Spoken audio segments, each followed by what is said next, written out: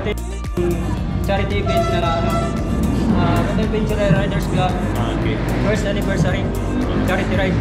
Okay. So sa amin beneficiary na si Kenneth Canales na nasa Manila ngayon na operahan. Yung ano niya sana is lung lymphoma operation. Lung lymphoma operation. Sa lahat po ng mga sumali sa aming event ngayon, maraming salamat po at sa naway hindi kayong magsawang sumuporta sa aming activity.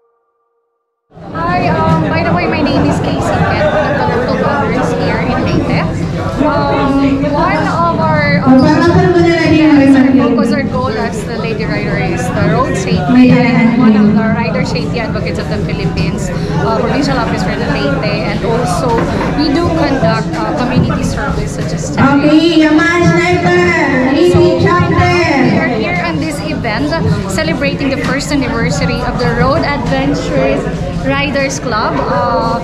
Congratulations to the United Riders and this is for the benefit of our beneficiary.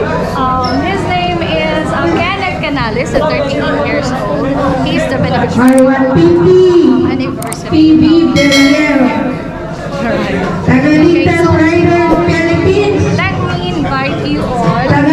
My everyone that hindi lang kami riders, we do also help the community.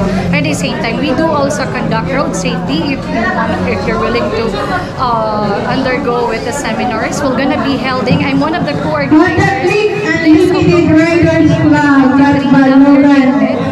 For the road safety riding skills, I'm one of the organizers to be conducted by the Ride Guardians Community Incorporated. This is under Regional General Makibatia. So I'm in behalf of them. United Travelers Riders Club. The local vloggers, pitikeros, and some of the different clubs who's conducting this event. Thank you.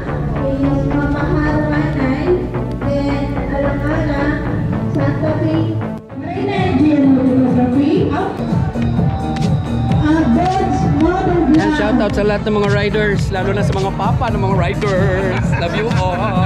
Hi! Shoutout, Baby Tarts! Shoutout, Baby Tarts! Dapat serong waray.